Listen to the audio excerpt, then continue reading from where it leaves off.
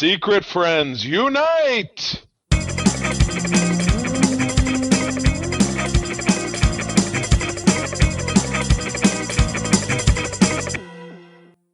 Welcome to the Secret Friends Unite podcast, episode 515.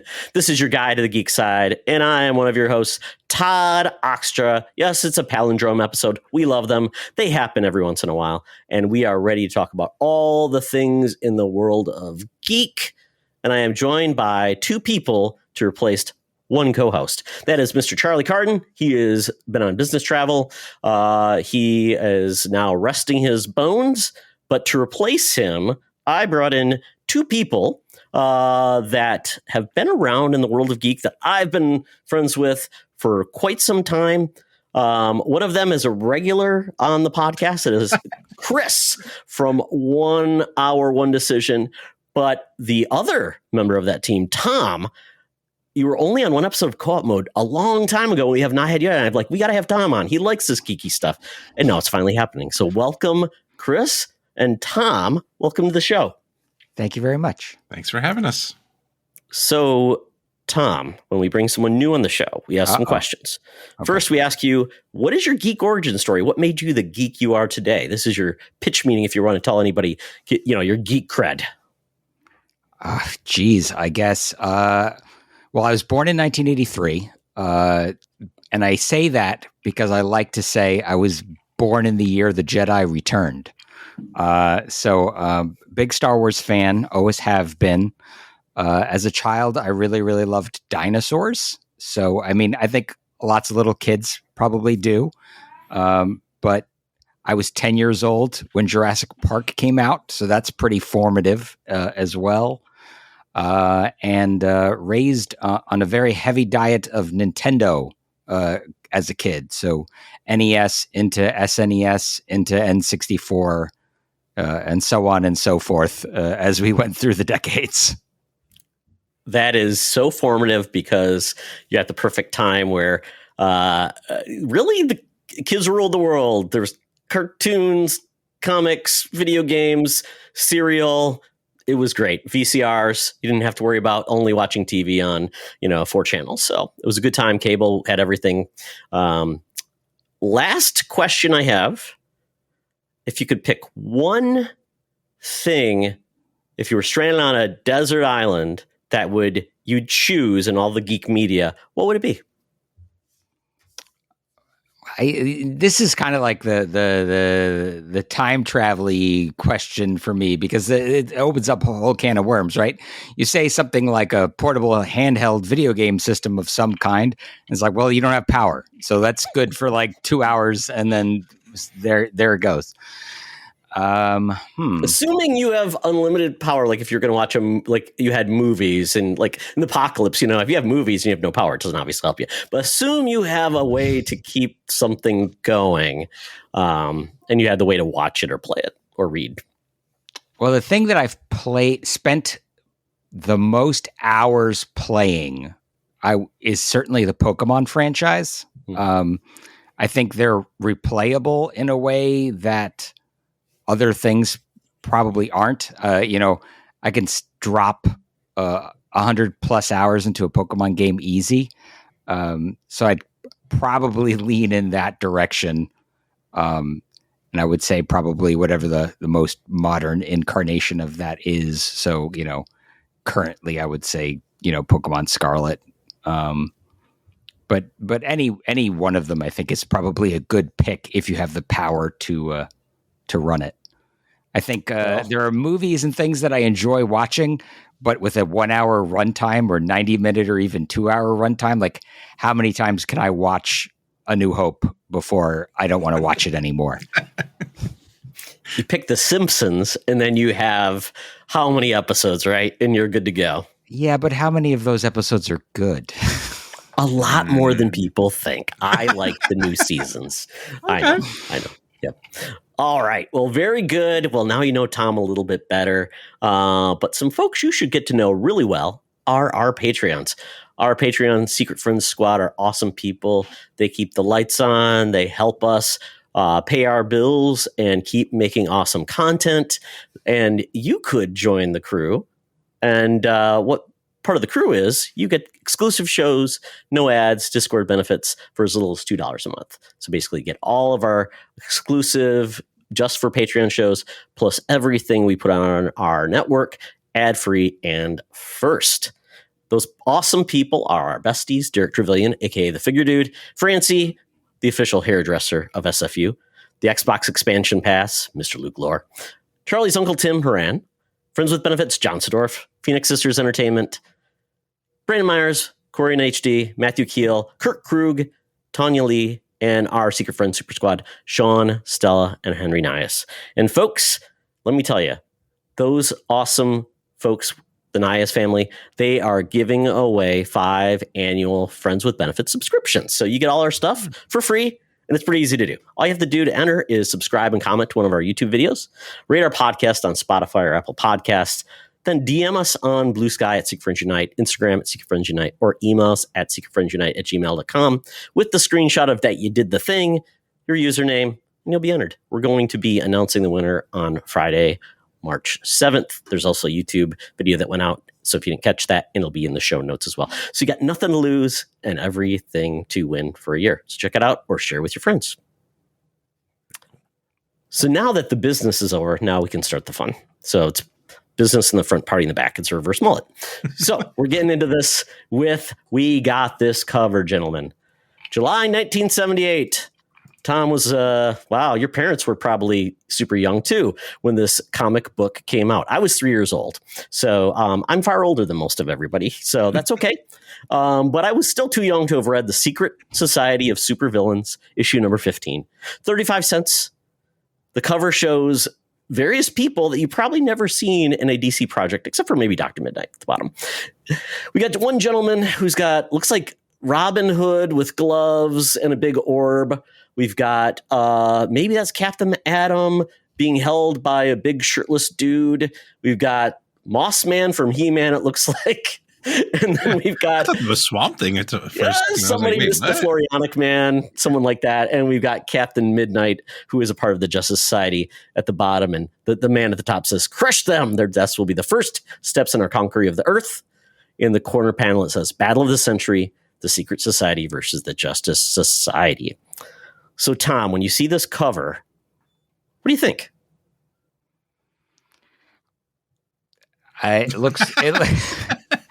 at a loss for words. It does remind me of some of the comics that I saw as a young whippersnapper, but even for me, that would have been the late 80s. So quite, a decade after this.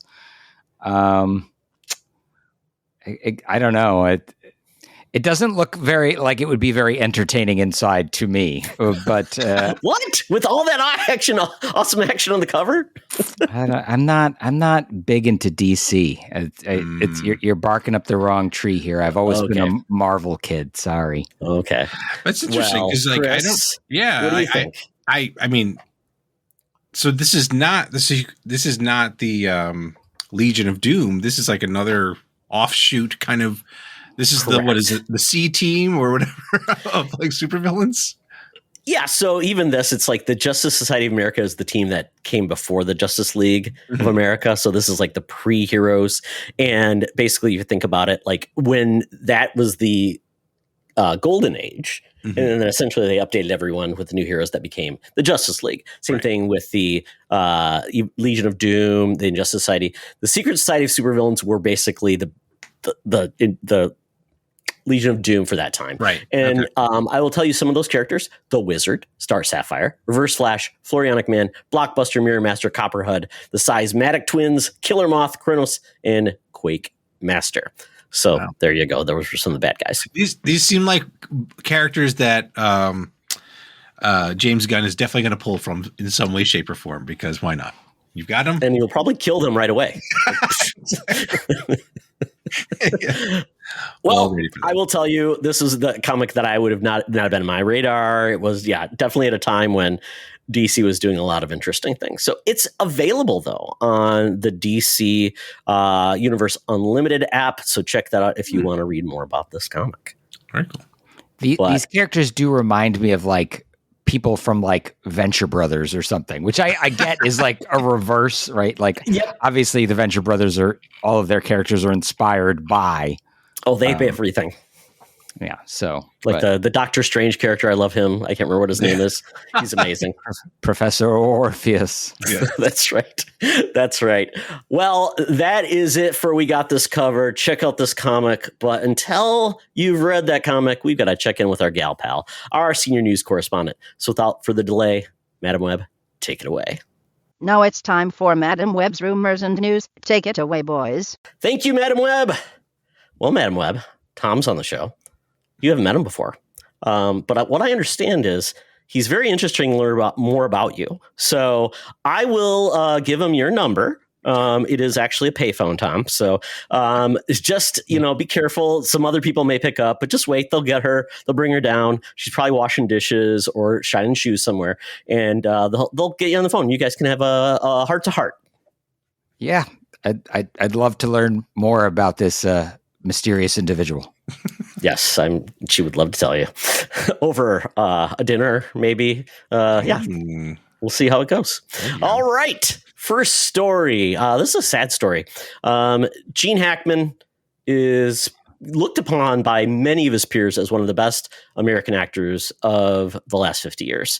I guess he and Dustin Hoffman lived together in an apartment.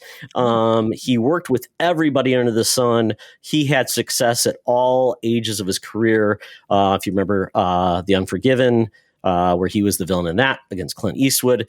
But for geeks all around the world, best known as the original Lex Luthor in the movies. He played a different version of Lex Luthor, was a little bit wacky and goofy at times, but brought some gravitas to the role of Lex. I mean, I think about this movie, it had Marlon Brando, it had Gene Hackman. I don't know how they got these amazing actors to be in a comic book film when there really hadn't been one before. But yes, he had retired from acting in 2004. And he passed away at the age of 95, along with his wife and several animals. There's no cause of death yet, and it's just really sad. But he's being forgotten. He's being remembered for all of his acting. He was in Bonnie and Clyde. That was one of his first big breakout performance. He was in The French Connection, which is a movie series I've always wanted to watch. As Popeye Doyle, I've heard it's a great series, crime drama, lots of great chases. He won an award for I believe it was called The Interpreter, where he was actually listening to communications from spies, interpreting it on the file. So I heard that's a really good movie too. And of course, Unforgiven, and his final performance, I guess, then he went on to write novels and wrote a novel in 2013. I mean, at the age of 80, that's pretty cool. So with that, gentlemen, any memories of Gene Hackman? My fondest memory is him in The Royal Tenenbaums. That was a great film, and he was just so loopy and like I don't know. It's a shame, tragically lost him in such a weird way that like it's still very up in the air of what happened. But but he lived a fairly long life, all things considered. If I can make it to 95, Chris, I'll call it a good day. So. Right? Yeah. It's like, yeah, I've done my part, and look, like he has a very storied career, like you mentioned, The French Connection and, Unforgiven, like those, like he's got a lot of stuff under his belt, and, kudos to him for doing it. And then he went to write, like, I'm sure he's got a lot of ways to write a good story because he's been around the media for so long, right? So around great writers, great actors and stuff like that. So I would think he'd be good. One of his famous roles was in Hoosiers. I mean, yes. The coach. Great sports film. Dennis Hopper was in that film as well. Just one of those feel-good sports films that were probably elevated because of the performances. So kudos to you, Lex Luthor. May you finally meet up with Superman again with Christopher Reeve. So we hope you have safe travels, and thank you for all the great work you've done. So with that, we need to pivot to something a little bit more positive or maybe negative, depending on how you view video game movies. Minecraft, probably one of the biggest properties in entertainment, for the last 10 years. One of the biggest successes in video games, toys, everything. All kids play it. It's part of their life. Some adults have played it. Well, we are getting the movie. This is coming out, and it's coming from Napoleon Dynamite and Nacho Libre director Jared Hess. So that tells me there might be more to this movie than we assume. Okay. Because both those movies are, the first one was definitely a breakout, and Nacho Libre was very fun. This stars Jason Momoa, Jack Black, also including Jennifer, what's her name? Coolidge, Emma Myers, Daniel Brooks, Sebastian Eugene Hansen are in this movie as well. And essentially, it's focusing on Jack Black as Steve, and he has essentially been in the world. He's been creating the world. And this trailer gave us a little bit more information about the fact that the biggest protagonists or antagonists are going to be the folks from the Nether, that they're coming through. They don't believe in creativity. And one of the breakout scenes was there was a chicken that is essentially rode by a zombie baby. So there's that, and he hits Jason Momoa, and Jennifer Coolidge hits a Minecraft denizen who has escaped the Minecraft area. So we're getting a little bit of crossover into the real world. And I also want to say, if you've not seen it yet, they have released a Steve action figure that looks exactly like Jack Black. It's very odd. I appreciate the body positivity of Jack Black getting an action figure. It's just, I don't know who that's for. The kids don't want an action figure of Jack Black.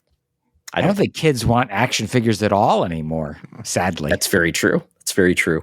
So this movie, this is essentially the third trailer. I think it's the final trailer because this movie is coming out April 4th, so very soon in a month. So Tom, I know you said you played Minecraft back in the golden days. Any thoughts about this movie? I mean, I don't have any desire to see it. I think Minecraft is a super fun game. I don't think it has the legs to be turned into a movie. Like, I don't know. That said, I think most video game movies, my opinion is poor until you prove me wrong. I thought that Sonic movie probably was going to be terrible, especially the first, trailer they had made for the original Sonic many moons ago. But the moment they redid the design on that Sonic, I was like, okay, wait a second. The people making this film actually care about their audience. And that gave me pause. And then I went and I watched that movie and I very much enjoyed it. And now I've seen all three of them and I think that they're actually very entertaining and good. So, hey, maybe video game movies have half a shot these days. They certainly didn't do well when we were kids. They were not good video game movies. I mean, what are you talking about? Double Dragon, Street Fighter the movie, which then became Street Fighter movie the game. Yeah, there were some bad ones. Super Mario. Oh yeah, yep. They were just bad one after bad one after bad one. I guess in the heyday, those Mortal Kombat movies, I think were okay. Well, only because they're so horrible. Silly. Do not watch that second film. But they're so ridiculous. Yeah, it's. I mean, it's just a movie about fights, right? Like back in the day when we watched DVDs, the DVD had the ability to just skip to the next fight. So again, know your audience, right? Just know your audience, know who you're selling what you're making to. So maybe if they know their audience, maybe they'll land this. I can tell you the three of us are not their audience. So no, yeah, we are definitely not the movie audience unless like you were a young kid and now you're nostalgic for it at a certain age. Maybe. Yeah, like perhaps. My son, he's 19 now. Maybe he'll be interested, but he's a little bit of a snob, so probably not. But he does like the Sonic films, so I don't know. Chris, you've got young kids. Are they into Minecraft? Actually, no. They I guess the competitor Roblox has been something that's been in rotation. Roblox, Fortnite, now Marvel Rivals. I was like, okay, whatever. But yeah, like I don't have any attachment to this franchise at all. But at the same time, the fact that you said that the director is Napoleon Dynamite and Nacho Libre is definitely piqued my interest because those two are like at least Napoleon Dynamite was just one of the funniest films I've seen.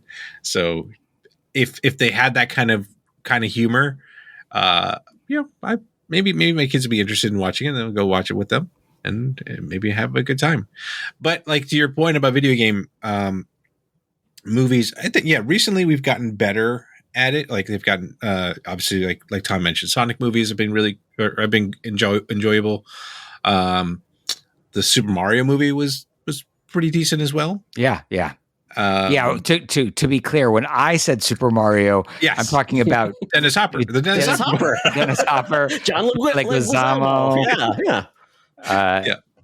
Don't go look for it if you haven't seen it. It's not worth watching. Weird Koopa guys with little heads. So weird looking. Definitely do watch the animated Mario movie that came out fairly recently. That was excellent. Yeah.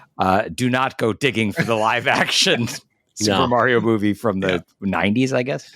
And it's like it's hard. It's a coin flip because Jack Black was also tied to the Borderlands movie, which was terrible, and now he was also in Jumanji, which became a video game, was a board game. Yeah. So it's like I like Jack Black.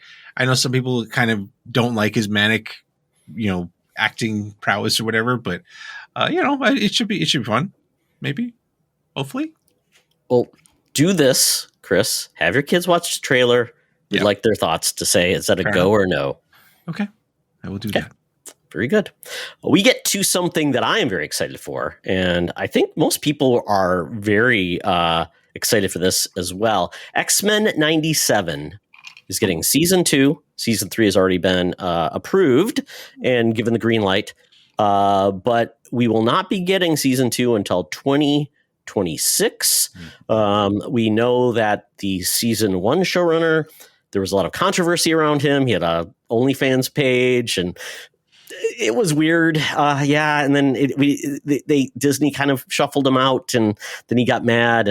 But the proof was in the pudding, and the series was a great way to bring a show back, and not as a reboot, but just a continuation, but with better, definitely better performances and better animation. By all means, holy cow! I'd say better writing, even too. Right? Oh, even many ways, and the story, and they continue to adapt newer storylines from that weren't even out yet at the time. Yeah, and then apparently they're going to touch on the Grant Morrison new X-Men run from like the late '90s, I believe, is when it was, early 2000s, which is one of my favorites.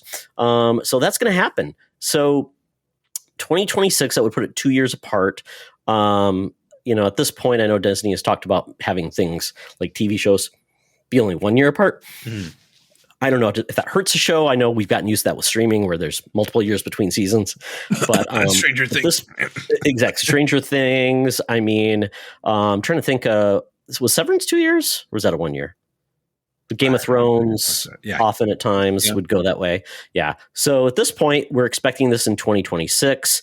I'm excited. What were your thoughts on X-Men 97, Chris? Yeah, I really enjoyed this. Because when you first saw it, I was like, okay, I guess this is kind of cool, but maybe I was hesitant to watch it, but I was pleasantly surprised. I thought it was a good series, and I think they touched on a lot of a lot of the comic stories in the show too, which I thought was really cool. And I think the people that were involved had a lot of passion to making the show right, and and it shows. So I don't know what's going to happen because this other showrunner, or the main showrunner, has exited. But from what I understand, he actually already wrote or had a premise of season 2.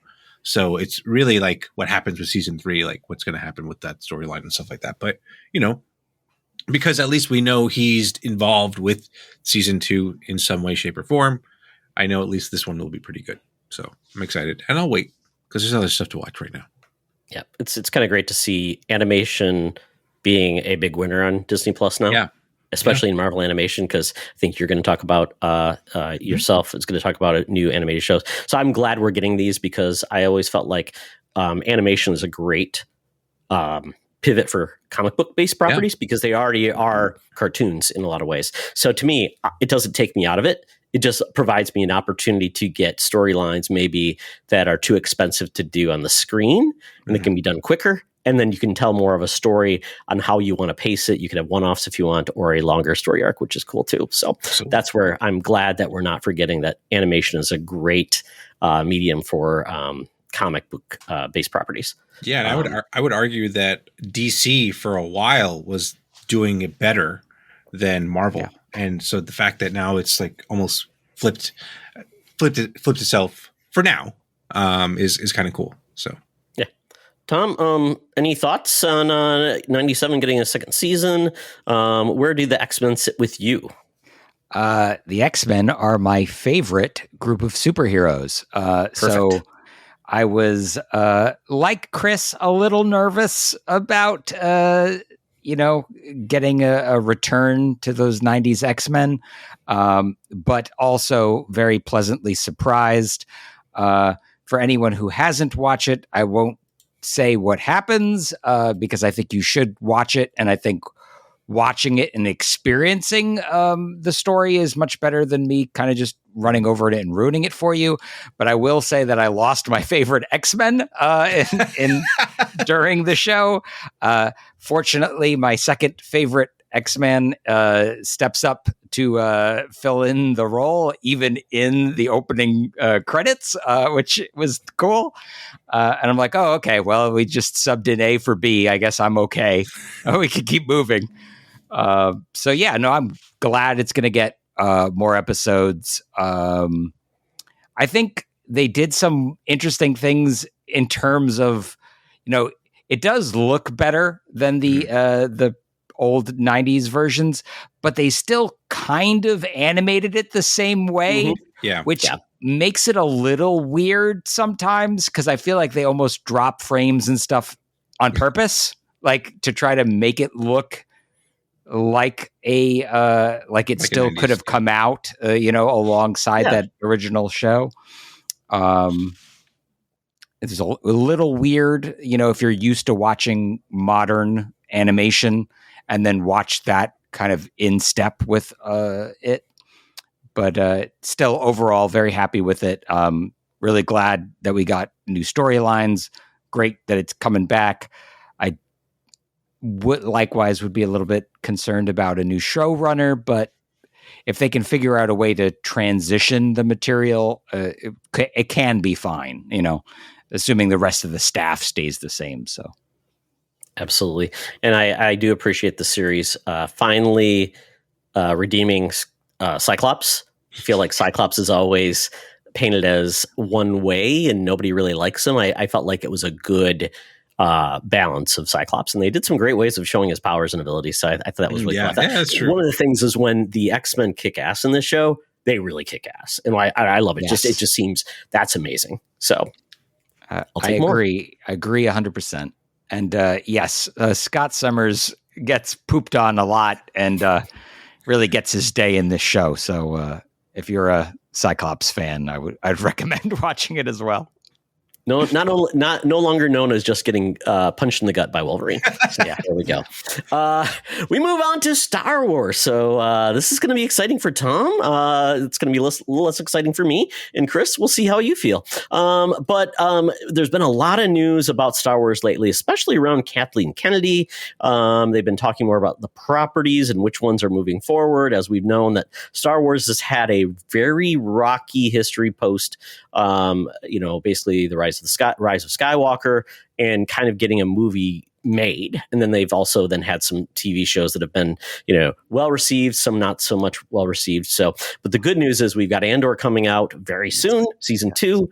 That looks amazing. I love that first trailer. It looks like they're going for a completely different tone, which I like, but I'm guessing there'll be more to it. But that's kind of showing people, hey, we're not just brooding. We're not going to tell long stories. We're also going to have really cool action. So the writing will be there, but now you're going to get some kick-ass stuff. So really excited for this. But with that, let's get into the news. So there was rumors that Kathleen Kennedy was going to retire. And oh my God, everybody was like, oh my God, who's going to take over for her? And it led to a lot of conversations. Kevin Feige, Jon Favreau, Filoni, what's it going to be? Obviously it's over Lucasfilm, not just Star Wars. So it's Indiana Jones. And quite honestly, Willow, I guess, which maybe not coming back. And there's just not a lot else with Lucasfilm because at this point, that's kind of been their main properties. So with that, though, she isn't retiring, but she says she is looking at successors because obviously she is 72. When you're 72, you're not looking at another 80 years in business or whatever. So she is looking,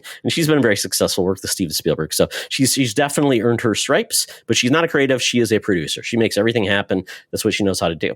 So, but she addressed that. So basically they're going to look for that. So that's kind of been moved forward. A successor is coming, but don't get too excited if you're thinking she's leaving. She's staying there. But one of the things that she talked about was where each of the series is going to happen and also the movies. So she mentioned a couple of things. So we know we're getting The Mandalorian Grogu is the next film. It's coming 2026. She also confirmed that Sean Levy's movie, potentially starring Ryan Gosling, will follow that. It's a standalone movie set about 5 or 6 years after the events of Star Wars: The Rise of Skywalker. She's producing both. She also said that Simon Kinberg has just begun writing films in his trilogy, which she describes as the next iteration, a new saga. She then didn't mention the movie that would feature the return of Daisy Ridley, but did say that James Mangold film is still in the script stages, which was the one that was going to happen like 10,000 years in the past, talking about the origin of the Jedi. And then basically Taika Waititi's film, there's like nothing on it now. So he's working with another writer now. And she said, I'm sure it'll be awesome when I see it. And then we are going to be hearing a lot more about Star Wars with Celebration that's happening this year in Japan, I believe. So that will be probably the next time we see a lot of other things. And then, so that is the first part of our Star Wars news. So anything you'd like to address with any of the things I just discussed? I've already talked about how I get frustrated with Star Wars. It seems like they put out an idea first and they're like, oh, then the script and the directors and everything will come later. And we're like, just don't announce anything until you get a script. You're good to go with the director and it can move forward because they've struggled with Han Solo. A lot of directors were let go. So it's kind of frustrating if you're waiting for a new movie to come out. And it's been, quite honestly, by the time Grogu and Mandalorian comes out, it's 7 years. And that's a pretty long gap. Considering where we get. So that's where I'm at with the movie. So Tom, you're the Star Wars guy. So and we do have a Star Wars podcast if you ever want to be on that I'm not part of. You're more than welcome to join Charlie and Mark. They are the yin and the yang because Charlie's more old school, Mark is more new school. So if you're interested, let them know. I'm sure they would love having you on. So with that, your thoughts? I agree with you in that they love to talk about all these ideas and things and talk about films that are in development and then those things never arrive. And I'd love for them to just shut up and wait till something's actually in real development before saying anything. Because it just seems like they have all these ideas. They want to stay relevant, I think is really what it is. And it's always Kathleen Kennedy. It's always some higher up in the company who's running their mouth, I guess, justifying their, big fat paycheck. Whereas the creatives who are actually working on it, like they're down there in the trenches doing what they got to do. And then the plug gets pulled on their projects, more times than it doesn't. And that's really frustrating as a fan. I just kind of wish they would just stop. I don't think we need more Star Wars movies, honestly. And I'm somebody who loves Star Wars, but I agree with you. Like, it's much more important to have a good idea and a plan and really flesh that out and really know what you're doing before you start. I think the biggest problem with the sequel trilogy is that they sent J.J. Abrams out into the desert without a script. And what? Like, how do you have a director shooting scenes, but you don't even know what your movie is? Like, that's crazy to me. It's crazy to me that they didn't have a 3-movie plan before they started shooting the first movie. Like, I get why that happened with George Lucas, in 1977, in the earlier 70s when he started He making thought he was probably Star only Wars. going to get one movie, and I don't expect people are going to Exactly. So when you finish making Star Wars and they're like, okay, what's next? And he's like, I think I'm going to need a minute to figure that out. It's like, yeah, because you didn't expect this to go that well. But when he went to go make the prequels, 20 years later, George Lucas had a plan. Maybe he didn't execute as well as we would have liked, but he definitely had a plan. He had ideas and scripts, and he had a vision for how those 3 movies were going to go. And so we can pick apart the prequels, like crazy, but it's clear that from the beginning of Phantom Menace to the end of Revenge of the Sith, there's a story happening, right? There's a plot and things set up from this film, set up the next film, which sets up the third film. There's no going back and redoing things and retconning stuff throughout the trilogy. And the sequel trilogy, which should have learned so much from 2 other trilogies that came before it, is a mess. Yeah. It suffers from a lack of direction. Maybe there are redeeming qualities to it. It's certainly visually very impressive. But that's not what I want. You know what I mean? That as a fan of this, I love the storytelling and thank goodness. The books have been good. The comics have been great. The video games have been excellent in recent history. So let's just stay over there. I don't think we need Star Wars films just to make Star Wars films. Sony steps all over themselves every time they try to make a Spider-Man adjacent film just to make one. You're being unfair to Venom, Madam Web, Craven, and Morbius too. You're being unfair to them, Tom. They are fine, upstanding films to make money, or not. I will say that the Venom trilogy was at least entertaining, but my expectations were so colossally low for that. They know what they were making, and I think they succeeded. Right. Yeah. And I think that's kind of it, right? Yeah. Is know what you're setting out to make and then deliver, execute. And I don't think they know what they want to make with Star Wars, and that's why they keep fumbling it. I think the Mandalorian Grogu movie, even though that story ended at the end of season 2 of Mandalorian and should have stopped there, at least I think that will pay off in some way because it will tie together a number of other properties, like the Book of Boba Fett and Mandalorian, Ahsoka, all these shows that are happening kind of all together will coalesce into this film, and that film will tie it all up, or at least that's the plan. Well, isn't that what Filoni's film's supposed to do? It's supposed to be his heir to the empire or whatever it is. That's supposed to be his final thing, is tying everything together. I'm that's going to have 85,000 characters. Good luck with that. Yeah. That's the real problem, right? Is when you have a huge ensemble cast, no one gets any screen time and the movie suffers for it. Again, sequels. Unless it's like Endgame, and you can multiple parts, thread that needle really well. I will say it's funny because I think Lucas, love or hate him, he just didn't care what people thought.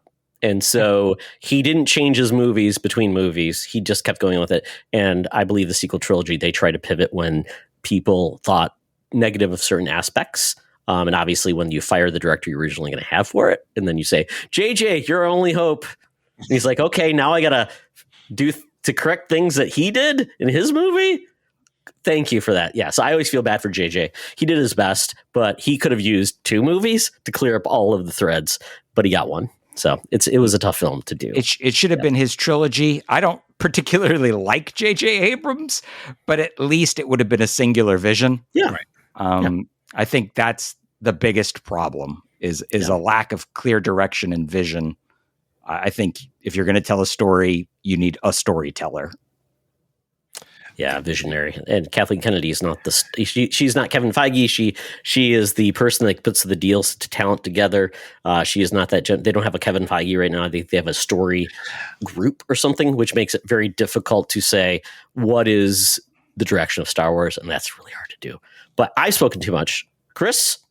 No, I mean, I like the thing is they have someone in the shadow, like just literally like standing in the corner this entire time with Dave Filoni. Like he like is the second coming of Lucas. And it's like, he could be the one that just gives you the whole vision of what's to come with Star Wars, past and present and future. Right. And it's like, but they're not giving him the opportunity. And it's just like, why? Why are they doing this? They have someone that could do this for them. And like, he could, like, I mean, there have been, well, he's the chief creative officer of Star Wars now, right? That's his role, I believe. Yeah. So I don't know exactly his his title, but they did elevate him in the company. And you could tell anytime you listen to commentary and people talk about their interactions with him, they talk about what a great resource he is. They talk about how he knows everything and can really help guide them on the path. So I'm glad that he's there in that respect. But I'm with you, Chris. Like, I would just give him the power instead of going, oh, we need to have Jon Favreau do this. Well, Jon Favreau's a busy guy. Like, he's doing a lot of things. Hand it over to somebody who genuinely cares is the way that I would. And like, it's not that he has to, like, just like Feige, like, have that vision and have other people execute on it, that he's trusted. Like, in the shows that he's been involved with, he's clearly has a roster of directors that he trusts. And it's like, let them go do this. But I don't know why they have to get all these other people involved. It just makes no sense. Yeah, Star Wars by committee seems like a bad idea. Yeah. And they do it with the stuff that's the expensive stuff. Like, it doesn't even make sense. Yeah. It's so lopsided. It's like they have such a good handle on it, kind of on the small screen level, which is so much less risk. And then when they go for they take these huge swings, and then they can never land any of them because they just keep pivoting and changing their minds. And it's frustrating. Yeah, Han Solo should have been a slam dunk, but obviously when you fire directors, then you bring in Ron Howard, which I like Ron Howard, but he's not he's kind of risk averse. He knows how to land a ship. So, and then that project had just a lot of problems. I would say this at this point. I think George Lucas, if you look back at the original trilogy, Lucas did his best work when he was the visionary behind it, but then he allowed great screenwriters and very good directors to bring his vision alive. You got better scripting, you got better direction, and I would love to see that as well. So if it's Filoni who comes in as now the visionary guy, and he hires the right people, and he allows himself to be open-minded to say, I'm not just going to be focusing on my own characters or focusing on what George did. We're going to explore new worlds. And I hope that they do, because I think that's what Star Wars needs to do. It needs to get out of its incestuous relationship with all the characters knowing each other, and it's only across 60 years. I'm like, we need to do something different. So, and we can't just keep having cameos of characters. Oh, look, it's that person. Yoda showing up in the prequel series. What was the prequel series? The Apprentice. Okay. No, not the Apprentice. What was it called? The Acolyte. Yes, I think having Yoda show up at the end just felt like, really, this is what we're doing. That's going to be the big takeaway at the end of this series: is Yoda's going to get involved, because we know how Yoda did with the Sith. Didn't go very well. So, oh well. We should probably move on. Last story: The Punisher. Depending on how you felt about Jon Bernthal, his role as Punisher in the Netflix series and also on Daredevil, a lot of people loved him. Some people don't like the Punisher, what he stands for, kind of how he's been subverted by a lot of very interesting people. But probably the best version of the Punisher we've gotten since probably the Thomas Jane iteration. But he is apparently going to be involved in Daredevil Born Again, and he will be getting a one-shot, similar to Werewolf by Night, which was one of my favorite things that Disney has done, where it didn't have to be a whole series. It was just like a mini movie of a character. It told a complete story, and it was amazing. Punisher's getting one. So this should be interesting, and this is going to be more about the Punisher and the Kingpin, their relationship, apparently, from what I've heard. It's going to be based on a early 90s series of Punisher comics. So at this point... and I know Bullseye will be one of the big antagonists of the Daredevil series. Oh. He was introduced, not known as Daredevil, as Bullseye, but now he's going to basically be really embracing that role. There was just a recent clip where I saw that they were battling on a staircase. Pretty brutal battle. So if you get a chance, watch that. Pretty cool.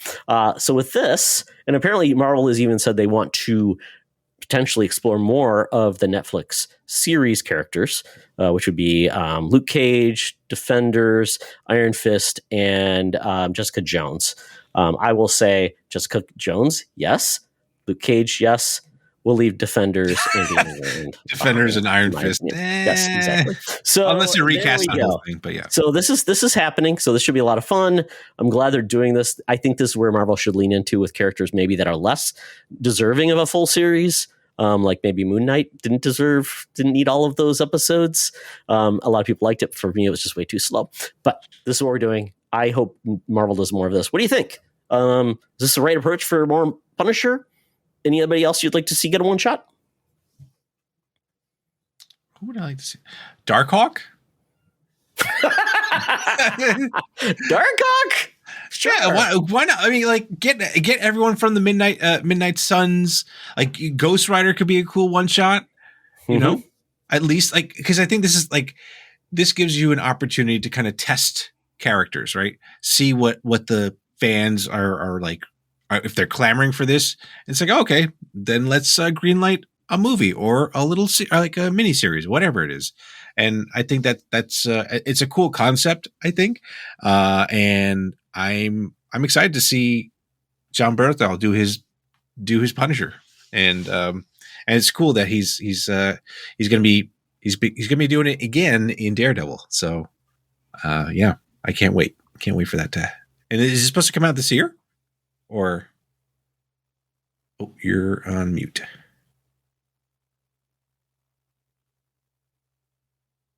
Todd, you're muted. Do not see a date, but if they do it like they did with the Werewolf by Night, it will be a fall special, although it's not very Halloween-y. But yeah, that would be cool if it makes sense and it links in with, because we're getting 2 seasons of Daredevil Born Again. They basically filmed it back to back, so we'll see. Basically, it was 18 episodes that they filmed, and they're just breaking into 2 seasons. So I think that allows them to then do a year right in a row versus waiting a couple years down the road. Mm-hmm. So, Tom, one shot. Did you see Werewolf by Night? I did see Werewolf by Night. I also enjoyed it. I thought it was cool. I do think they should do more of those things. I'm not a real huge fan of John Bernthal as Punisher personally. I really did love Thomas Jane in the role, and I did like it was Ray Stevenson, right? Who did War Journal. I like that one too, and obviously we're not going to get any more from Ray, but unfortunately, and I'm really curious how they're going to solve that in Ahsoka, but. Anywho, I just segued myself into Star Wars, the dead zone here. But my point was, I'm not a huge fan of John Bernthal, and I think some of that is residual hate from him because he was such a good villain in Walking Dead in the early years there. Yeah. And so maybe he is a good Punisher, in hindsight. I'm not sure. But yeah, I'm with you, Chris. Like, I think Marvel has an opportunity to do more with their, B/C roster, because, I'm kind of tired of how many characters they've got going on in the live action space. So like, let's do them on the small screen, do them in animation, Like, honestly, I think Moon Girl and Devil Dinosaur is a pretty cool show in the animation space. The Marvel What Ifs have been pretty cool, but I haven't seen the third season. Even just like Marvel Rivals, right? Like we have. That animation's amazing. Yeah. You've got all these interesting characters there. Let's take some of them and put them into their own shows and things. Like, I think that could be cool. Tom, by the way, I don't know if you knew this, but Ray Stevenson is being replaced by Rory McCann, aka the Hound from Game of Thrones. After I said it, I remembered that that's what they were doing, and I'm not a fan of it. So. I probably forgot on purpose. It's different feel. Big guy, different feel. Yeah.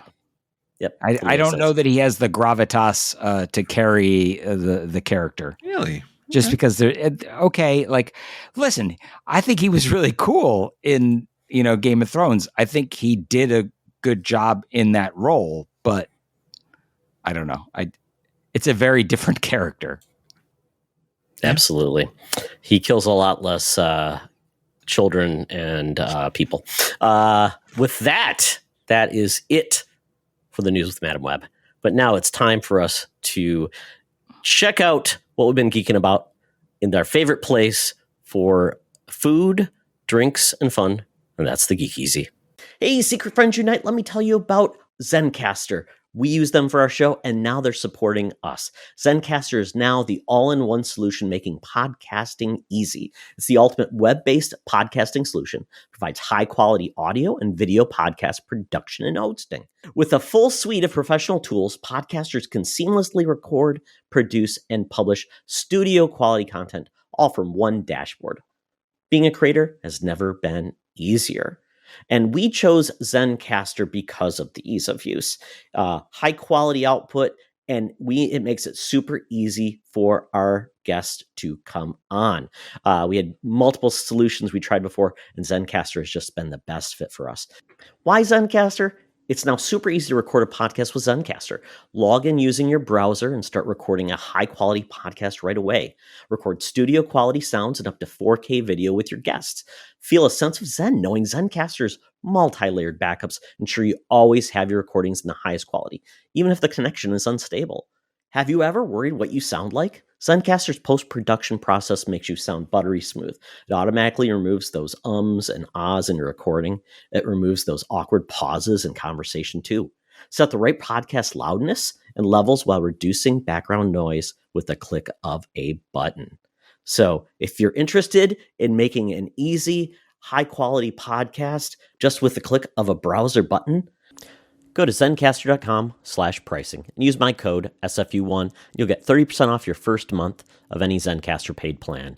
I want you to have the same easy experiences I do for all my podcasting and content needs. It's time to share your story. Now back to the show. Talk nerdy to me. Talk nerdy to me. We're sitting in the Geek Easy. Cover band's playing, drinks are poured, and we are ready to get our nerd on. So, Chris, kick us off. Oh, man. A lot of newer, like Reacher Season 3, which I totally forgot came out. So I was super excited to get back into that.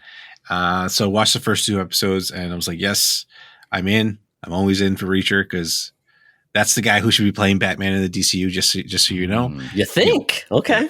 He was Hawk. He was Hawk in Titans. Yeah.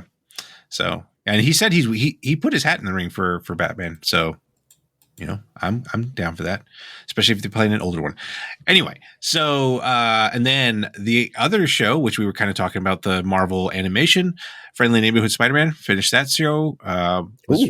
Pleasantly surprised by that. It was like when it first came out, they were showing pictures of it. I was like, this is kind of weird. And then you watch it. It still looks kind of weird, but then it grows on you, like the way that the animation, because like, especially if you like pause it, it does look like you're looking at a frame, like a comic book frame. And it's really cool. It's a really cool look. And they've taken some liberties because it is not the 616 Spider-Man. And although the guy who voices Spider-Man is, well, first of all, he's the Spider-Man that's in the What If, but he's also he sounds very much like Tom Holland. So I was like, okay. But anyway, that's where it was like kind of confusing. It would have been cool if they had someone else do it just to have like a different type of voice. But anyway, because like they changed, some of the characters like Harry Osborn and Norman. They're still kind of, Norman's still very diabolical, but like it's a slow burn to what he's trying to become. And then like you learn a lot of other characters that you're like, oh, okay, they went that way. And like it was pleasantly surprised. And I've heard that they already greenlit season 2 and 3 for that one as well. From what I understand. I think so. Yeah. And they've done a good job with updating, like using the original theme song, with more of a hip hop track. Right. And then they've mixed things up because they do have elements that feel like it's the MCU because they talk about like the Civil War that's happening, the Sokovia protocols, General Ross. And then you talk about like the airport fight. Yeah. But Spider-Man's not involved. It's very interesting. But then they go back to like old heritage characters like Dr. Otto Octavius. He looks very similar to his old school. Then they have like characters that like the unicorn. That is such a throwaway character, which I'm glad they did. And then you've got the guy that's obviously going to become the Rhino. Right. And then you've got other characters. So I'm loving it. Matt Gargan, but then you've got a mix of things. And then you've got Nico Minaro, who is in Runaways, which is one of my favorite comics. And she's in there too. It's like kind of his Mary Jane, which is kind of interesting. Yeah, it's fun. Yeah, I'm kind of curious, like if they're going to add the, like is Black Cat going to show up? Because clearly they've kind of hinted at other things that are in the works. So, and new spins on it. So, all right, I'm done gushing over that. I did get to see Brave New World. That was pretty good. I think it was fine. Like it could have just been another episode of Captain America and the Winter Soldier, but here we are. Quick question, Chris: would you vote for Bucky?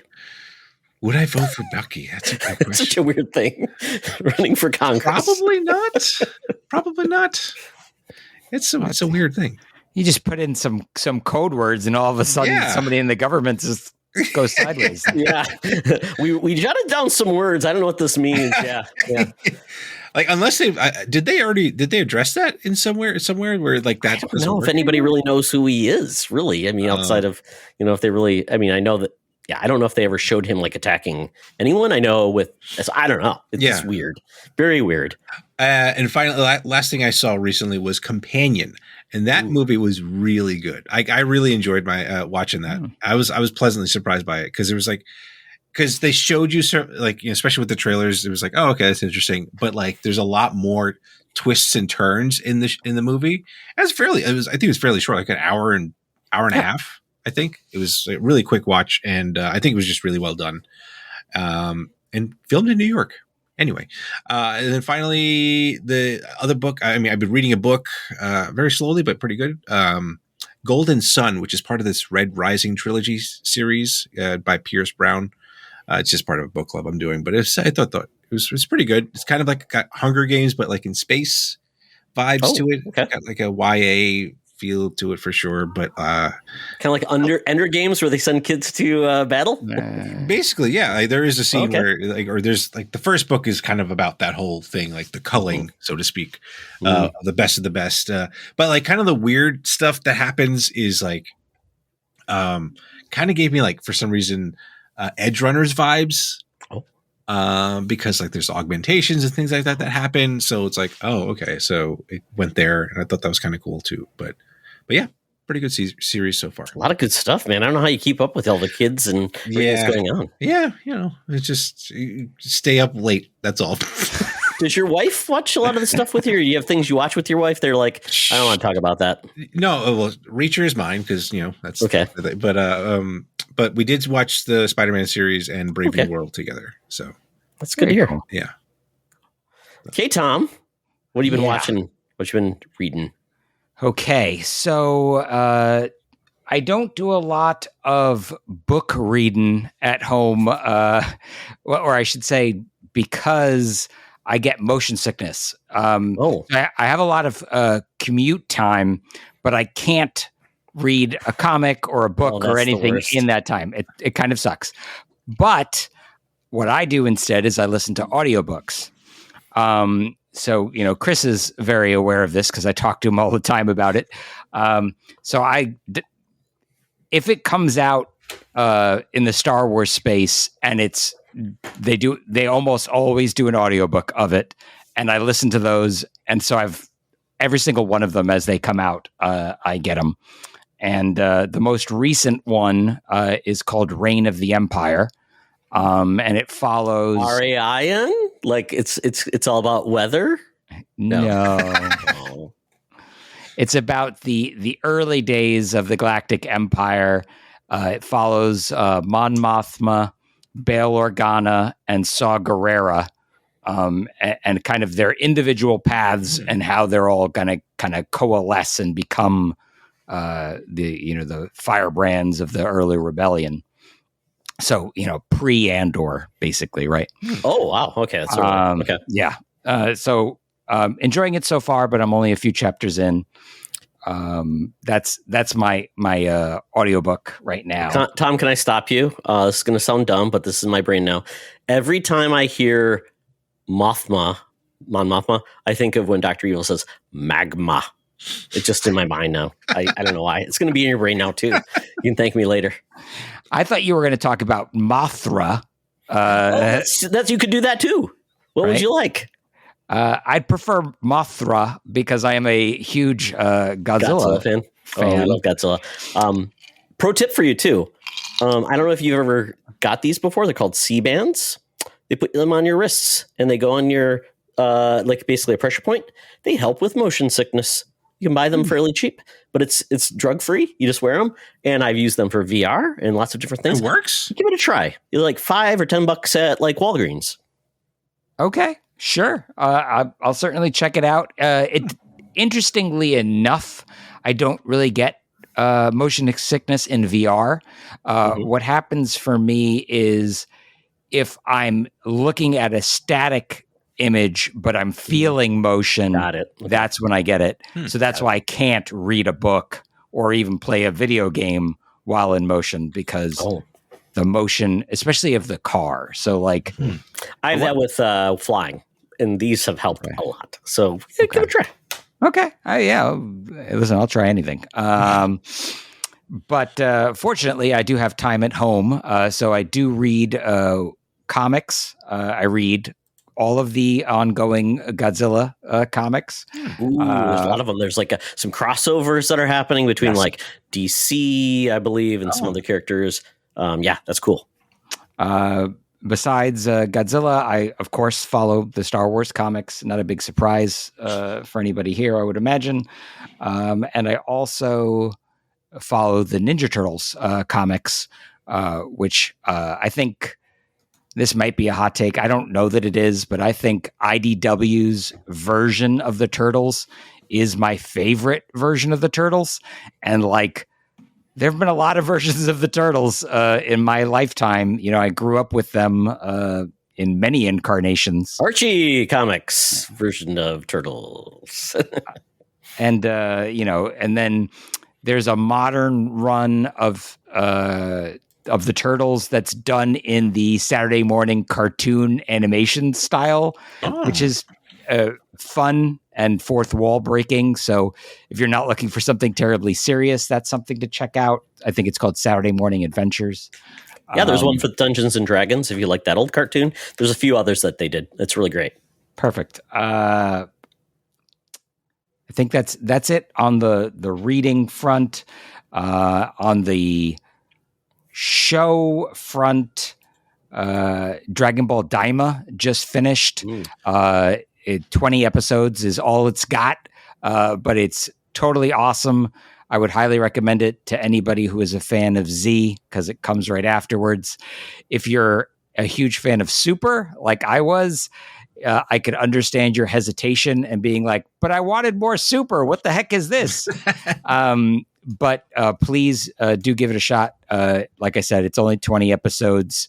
It is now concluded, so I have high hopes that they will, in fact, now return to Super. Fingers crossed. I love getting a weekly Dragon Ball show. I love getting weekly everything, which is why I think the comics, and why I like anime, because you get pretty consistent throughout the year, an episode a week of something. I enjoy that much better than binge watching something. So currently, I'm also, besides Daima, which just finished, I'm watching Solo Leveling, which I would recommend. Took me a while to get to that show, but I think it's really good. I also watch the ongoing Pokemon series, which Concierge? No. no. It's in English they call it Horizons, but it's based on Scarlet Violet, and it's post Ash Ketchum, which that's right. He finally won and retired, which was something that needed to happen. It needed to happen. It needed to happen a long time ago. Probably should have happened at the end of the X and Y series. That would have been a great time for them to have called it on Ash Ketchum. But they dragged it out. And fortunately, when they finally did sunset Ash Ketchum, it was well done. So I was happy about that. And I'm happy to have a show that doesn't have him anymore, because it was time for that. So that's a good show. If you like Pokemon. I love the Pokemans. I guess if you like more mature stuff, I do have a couple of mature things I watch. Invincible, I think, is totally worth watching. How much is left? Not much. Is it all out now? I don't think the last episode. This was the last episode. I watched until the last episode that was out, so I'm probably maybe 1 or 2 episodes behind. Yeah. I don't think it's done. They've only done like 6, I think, so far this season. Okay. And I don't feel like it ended in a way that was like, that's the end of the season. That was season 2. Season 2 felt so anticlimactic. It was like, that's it. Yeah. And can we stop doing shows that only last for 5 or 6 episodes and then the season's over? Like, or the breaks. They cut them Cobra Kai. Like, what the heck was that? Yeah. So I loved Cobra Kai. It is over finally, but the way they butchered that 3rd season drove me crazy. 5 episodes here, then wait 6 months, then 5 more episodes, then wait 6 months. Netflix knows how to keep us around, right? Just make it a weekly show. Yeah, agreed. I agree. I don't think that whole need to drop all at once really didn't do anything for anybody. No, once it's out, you can binge it. So it's not like you have to worry about it. I love the weekly drops, but that's just me. There's a reason that it worked as a platform for television for decades. Sorry. It's the instant gratification culture drives me crazy. This is like Festivus in the spring, where it's an area of grievances. We can all have them. It's okay. Okay. I think I'm done. Okay. Well, very good. Yeah, I've liked a lot of the things you talked about. My son is my touch point to anime, so I also need to get him to watch the Castlevania series. That's on my radar. Need to watch that because I'm behind on that. And then and he's been keeping me up with other things, and I think blanking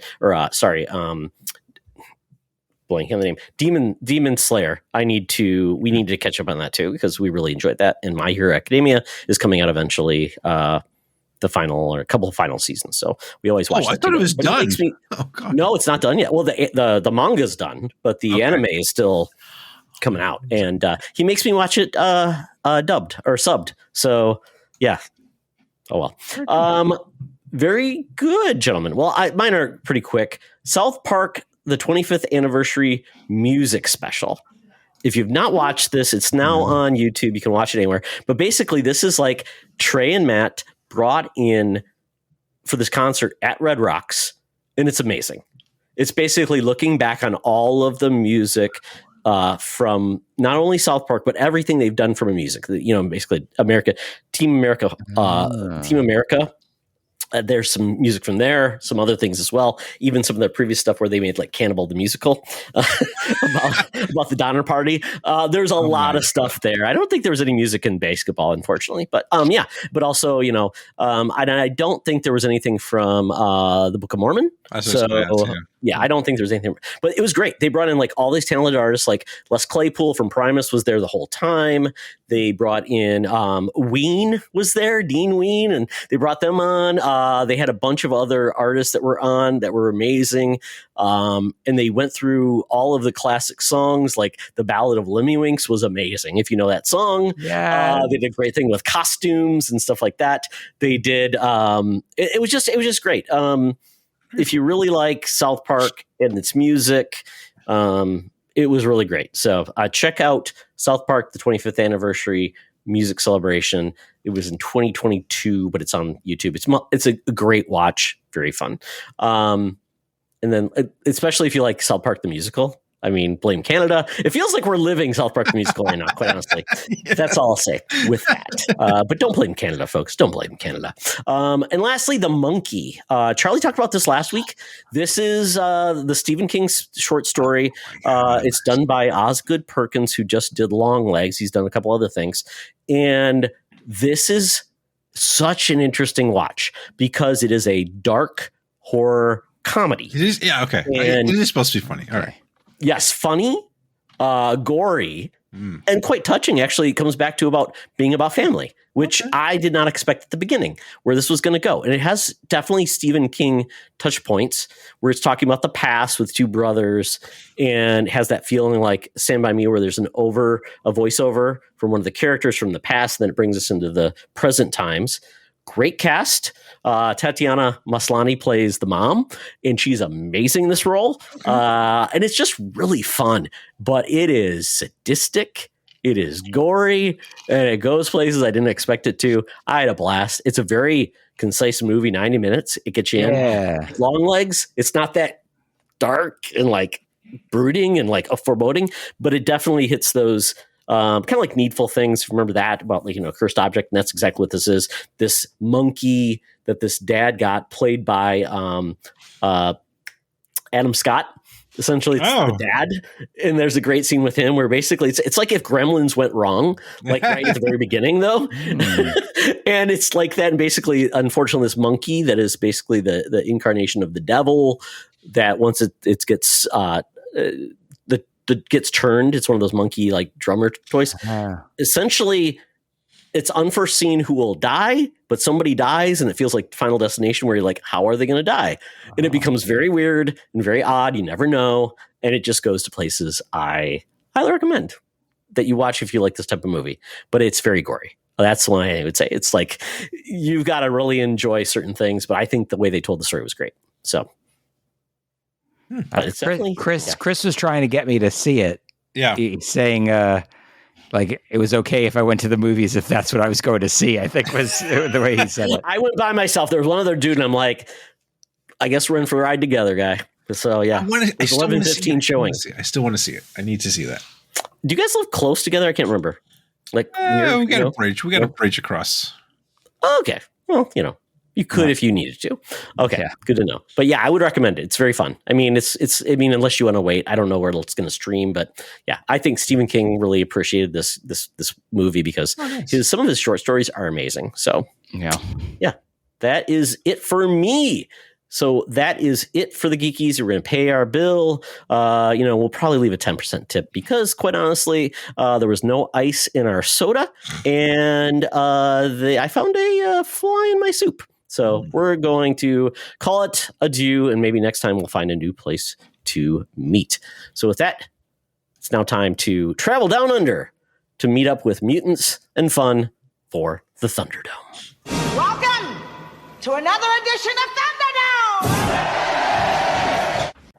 Thank you, Tina. The mutants have been gathered for a topic or a game to be entertained. And this week, we're doing Showdown. We're talking about 2005 versus 2015. What was the best year for geeks? We're going to be looking at movies, TV, and comics. At this point, Chris, Tom, you already said you have a feeling what's going to be better, but I think we have to go deep. because I think sometimes our memory is like, oh yeah, I remember that year. It's kind of like some people say 1984 is the biggest year for geeks, and some people, well, it's 85. We'll settle this because, we always talk about things were just that long ago. 2005 was now 20 years ago. Wow, It makes us feel old. Yeah. 2015, 10 years ago. So, and now our landscape is completely different in the world of nerd. So I think we're going to kick this off. So folks, play along at home. I've got a couple lists from a couple different places, and I'm going to go through these. And by all means, if you want to stop and talk about something, we can. But I'm going to list these off, and you let me know what you think about. We're going to start with movies. Starting with 2005. So with that, we're looking at movies. I'm going to go through the list here. It's got 32 films. V for Vendetta, the Alan Moore adaptation. Harry Potter and the Goblet of Fire. Charlie and the Chocolate Factory with Johnny Depp playing Michael Jackson. Constantine, Keanu Reeves, in a very surprising take on the DC role. Serenity, the one-off film based on our friends on Firefly. Star Wars Episode 3, The Revenge of the Sith. I remember when I was in Europe and I saw a poster for this, and I also saw a guy in Paris with a Randy Moss jersey driving by in a Vespa. Very fun. Going to King Kong, the Peter Jackson version, based on the video game, with all those achievement points. The Hitchhiker's Guide to the Galaxy with Martin Freeman and Sam Rockwell. Nanny McPhee, a new take on Mary Poppins. The Descent, a classic horror film. The Chronicles of Narnia, The Lion, the Witch, and the Wardrobe, which I think there was 3 of those films in that series. The War of the Worlds, the Steven Spielberg version of that adaptation. Saw 2, The Island, which was actually underloved sci-fi film by Michael Bay, Scarlett Johansson, Ian McGregor, very fun movie there. The Jacket. I loved The Island in 2005. I loved Island too, because I went to go see it knowing literally nothing about what I was going to see, and I was like, "This movie's great." Yeah. So expectations. We talk about it. Chris and I talk about it on the show all the time. Like, I had no expectations for that movie, and it really surprised me. So. Okay, so this next one, I didn't hear about this movie, but The Jacket, this sounds amazing. Gulf War veteran is wrongly sent to a mental institution for insane criminals, where he becomes the object of a doctor's experiment, and his life is completely affected by them. This has Adrian Brody, Keira Knightley, and Daniel Craig in it. Oh, wow. I've never even heard of this film. Crazy. The Exorcism of Emily Rose. This was an amazing film, horror film about exorcism. Very, very cool. Just Like Heaven. It looks like a rom-com, but ghosts, maybe? Yeah. Zathura, kind of like the follow-up to Jumanji. Yes. The Brothers Grimm. This was an odd one. Heath Ledger, Matt Damon, Monica Bellucci, Terry Gilliam. Wow, Terry Gilliam wrote that? Yeah.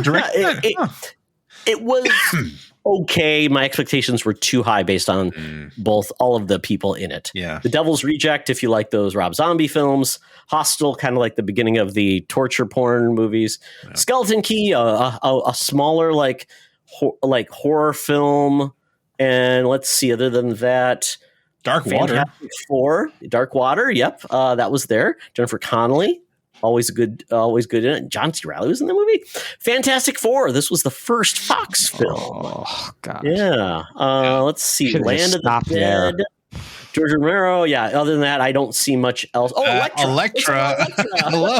Elektra's there. Let's talk about Elektra. So there we go. That is 2005. Remember, this is pre-MCU. And we didn't really even have a DC movie in the mix. So I have a very strong opinion about a 2005 movie that you did not mention. Oh, okay. Which is Kingdom of Heaven, starring Orlando Bloom. Oh, yes. Directed by Ridley Scott. Yep. It is one of my favorite films of all time. I own that film many times over. So I didn't know Legolas was in the Crusades. Yeah, Legolas was in the Crusades. Oh my goodness! 2 years after he, put his buddy Aragorn back on the throne, he went off rode down the back of a giant elephant beast. Yes, remember that. All that great CGI. Then we go on to 2015 movies. This is a shorter list. and there's probably other movies I could probably grab from, but this is it. Star Wars The Force Awakens, 2015. Kingsman, The Secret Service. Crimson Peak, The Martian, Mission Impossible, Rogue Nation, or maybe Rouge Nation, depending on if you know how to spell. It Follows, Inside Out, What We Do in the Shadows, Ex Machina, and Mad Max Fury Road. But on the backside, you get some interesting films. Tomorrowland, Ted 2, Seventh Son, oh my goodness, Fantastic Four. This is the Josh Trank one. Fan Four Stick. Yeah, Fan Four Stick, using fours or numbers and things. Terminator Genesis, Him at Agent 47, Pan, Hot Tub Time Machine 2, Pixels, and Gem and the Holograms. Wow, I love it when they show the good and the bad. So that is 2015. So let's start with Chris. Chris, who won, 2005 or 2015? Look, I appreciate 2005, but 2015, I think, and you totally did. You talk about Age of Ultron came out in 2015. So is it 2015? Yeah. Wow. Okay. Some people would say that as a negative, but it was like it was still when Marvel was, yes, still it's doing at the pretty stage. well. It was still Josh Whedon was still considered a good guy. Yeah. And like there's also Creed, Hateful Eight. Oh, the Creed, yeah. Ant-Man came out. That was a pretty cool series. Paddington, I don't know why I would miss Paddington those. came out too. That's Paddington. I think that's the number one rated movie of all time. Yeah. So like the Fast and Furious 7, like all the stuff was, like there was some that Too Fast, Too Furious. No, this is Furiously, maybe with the 7 in somewhere. Okay. I don't know. But yeah, like this Sicario came out that year too. Like there's some great movies that came out, and I gotta say I'm sticking with 2015 because there was a lot of cool stuff that came out. I respect the stuff that came out in 2005, but 2015 definitely had. And Creed came out in 2015 too. So yeah, Creed was a great movie. Finally saw those movies back to back to back because I was behind on those, and I really liked that series a lot. All right, Tom. So we got one vote for 2015. Do I already know your pick because it's your favorite movie is in 2005, Tom? Yeah, and it makes me happy to invalidate Chris's vote at the same time. So, 2005 for sure. You have a better Joss Whedon movie in the form of Firefly. Serenity. And you have a better Star Wars movie. So. A better Fantastic Four movie, unfortunately. I think when you put a lot of these things, film, I don't know about that. Yes, definitely. Okay, The Force Awakens is. They literally went into the desert without a script. We went through this earlier. Okay. Force Awakens is just a retelling of the original Star Wars, which is bad on so many levels because. Most importantly, it invalidates the success of the rebellion at the end of episode 6. It literally undoes all of the greatness that the whole point of the original trilogy. So apparently everybody from the original trilogy, it made them worse for wear. Yeah, I guess. Yep.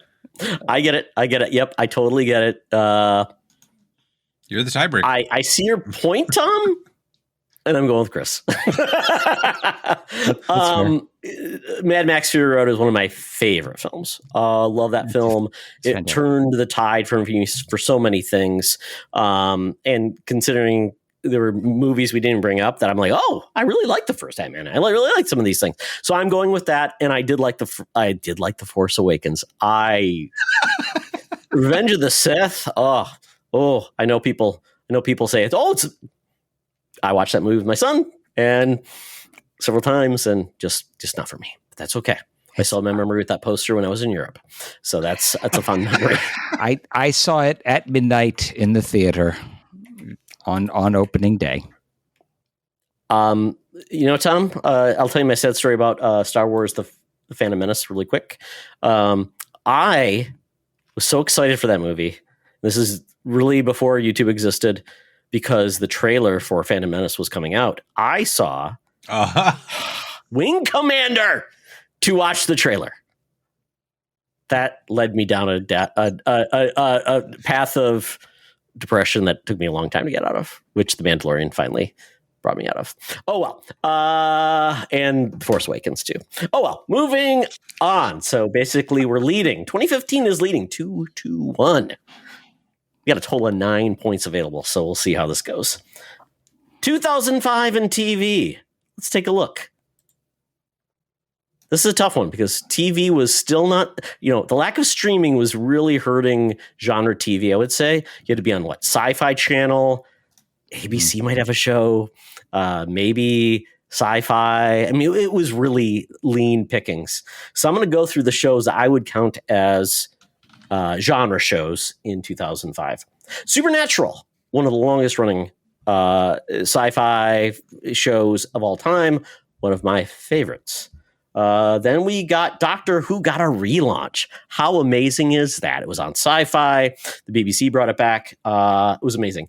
One of my favorite stories of all time, Avatar: The Last Airbender, launched in 2005. Yeah. Amazing. Launched 1,000 ships. Love that series. Going down. American Dad! If you like that show, I love it. Roger the Alien is one of my favorite characters. Love it. It's my favorite of the McFarlane shows. We go down to... I guess you could count Numbers as a genre show. I mean, I don't know if people don't remember Numbers, but Robot Chicken. This is so part of geek culture. All of the jokes, everything. It was already out for a while, but it's still on for quite a long time. But that was part of the culture. Let's go down. The Boondocks, if you like more animation, that was kind of cool. Aaron Magruder got to do that type of show. Medium. This is one of my wife's favorite shows of all time. It's amazing. I even if it wasn't like a genre show with a medium, Patricia Arquette's amazing. This series, I think this is one of my favorite, just mainline shows. Watch with my wife. It's amazing for the acting. It's one of my favorite TV couples of all time. It's amazing. Watch this with your spouse. They'll love it. If you don't have a spouse, watch it with a friend or your mom. You'll love it. Then we get to Invasion. Did anyone ever watch Invasion? This is Sean Cassidy helming it. He was one of the Hardy Boys, and basically Florida Park Ranger and his family deal with strange occurrences in the aftermath of a hurricane. Then we had a series. Basically, it was a anthology series, Master of Horror, where you got all these great horror directors making vignettes, small episodes. Very, very cool. I'm glad they got to do that. They also did a sci-fi version, not as good. And there was Surface. This was a one-season show. Basically, a marine biologist, insurance salesman, and a teenage boy find their lives fundamentally changed by the emergence of a new and often dangerous species of sea life with Lake Bell. Then we go to Ben 10. My son was a huge fan of the show. Very cute. Basically, this was done by... we call it Man of Action, but basically you get these comic book creators that made their own series. Really, really cool. American Dragon, Jake Long, and then Squidbillies, if you like, this Adult Swim, right? That was Adult Swim. Adult Swim, yep. And then Threshold. This series, I did watch this. I liked it a lot. Didn't even last a year. 13 episodes, very cool. But basically, you got even what's his name? Brent Spiner was in this, Carla Gugino, and also Tyrion was in this. Oh, Lannister. Okay. Blanking on his name. But it was a great show. It was basically they discovered a new life form, and all these weird things happened. But it was killed too soon, and I think that's where I'm going to end because I don't find it. So as we know, 2005 pretty lean for just genre shows. So that's 2005. Anything you want to talk about with 2005 before I move on to 2015? Sorry. Go ahead, Chris. No, you go first. Well, this is it's not the premiere of this show, but it was only season 2. The 4400 was on. Oh, yeah. And that was a really cool show. I really enjoyed that. And Mahershala Ali was in that. He has not aged since then. No. I was like, wait, what? Like, this is the same guy? I was like, that's crazy. And you forgot probably the biggest geek show, Attack of the Show, was on there too. Oh, on G4. Yeah. Like that. Like, I mean, that was like, that was everything. That was a thing. Right, Olivia Munn. Pereira. Working on Kevin Pereira. and all the people that we get to know from that show, Chris Gore, we got Blair. Blair, she did a lot of comics. That she would talk about comics. That show was great just for bringing in geek stuff to the masses. I love that so much. So many good things. Don't talk about the G4 like renovation that happened a couple years ago. That was horrible. Yeah, it wasn't great. Yeah. Anything else I missed? No, I mean that's what I got. But you go ahead, Tom. Tom? There are two things that I can think of that I very much enjoyed because in 2005, Chris and I were in college. You have Rome. That was airing at that time. Okay, that was on the list. I kind of missed it because I felt like that's history, but it had a lot of boobs in it, right? No, that's Spartacus. That's Spartacus. I think you're thinking of Spartacus. Lucy Lawless talking about history. Yeah, but Ray Stevenson, what a great actor, and he's fantastic in that show. If you're a Ray fan because of Ahsoka or because of other things that he's done, and you haven't seen Rome, do go back and watch it. I think it's a great show. My memory of it 20 years later is very positive. The other thing that was on at that time, I just Googled, was Weeds, which I know is not a genre show, but but well acclaimed. Yep, Showtime. Well acclaimed, and I liked it very much. Yeah, it was a good show. And Chris and I and several of our other college buddies at the time used to very much enjoy watching MXC.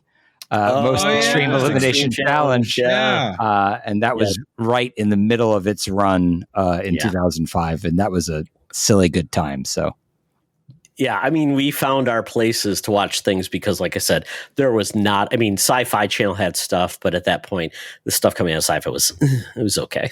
All right, let's get into 2015. These are the 20 best TV shows of 2015, thanks to Sci-Fi Now, which I don't even know if it exists. It's a UK thing, so we might even get some UK shows. So we start off with Doctor Who. This is Peter Capaldi, obviously 10 years later. Peter Capaldi's now the Doctor, still going well. The Return, this was a show about people that returned from the death and showed up, and they weren't exactly zombies. They just showed back up. It was kind of a unique look at that show. That was a UK show. Scream Queens. This is one of my favorite shows of all time. Love this show to death. It is amazing. Ryan Murphy essentially made, basically skewered the slasher genre, but focusing on the Scream Queens. And wow, this show is so much fun. This is where a lot of people finally got to know about one of our favorite guys, Glenn Powell, playing the role of Chad Radwell, who is the most dude bro of dude bros. It's amazing. He's got Jamie that face. Curtis is in this movie as the dean. People are dying. Oh my God, these women are amazing. It's fantastic. I recommend the show. There's 2 seasons of it. It has gone too well, but it's basically humor, comedy, horror. It is great. Then we get The Man in the High Castle. This is like, I think, Amazon's first real show talking about alternate history with World War II and the Nazis winning, essentially. Very, very cool take on something. Then we got Jonathan Strange, Mr. Norrell. I had meaned to watch more of this. Came out. It's an adaptation of the book. Very cool, about basically wizards in the real world, dark and black magic. Kind of a cool take on these two competing magicians in Victorian England. It's a very cool series. Then we got Daredevil. This is talking about the MCU. I guess it was MCU because it still counts at it, but not really. But it was like we had Agents of S.H.I.E.L.D. and then we had the Netflix stuff. Such a wide berth on what they were. And when we saw that initial hallway fight scene, we knew Daredevil meant business. Such a big deal. Then we got Agents of S.H.I.E.L.D. It was the show that ABC got. And ABC should never be given any type of genre shows because they don't know what to do. They made Desperate Housewives with S.H.I.E.L.D. agents. That's what they did. Another one, Penny Dreadful. This was such a cool idea of taking pulp novels, basically all of the characters you think of, like the picture of Dorian Gray. Then you had Frankenstein, Dracula, all those characters. I think even Hyde was there.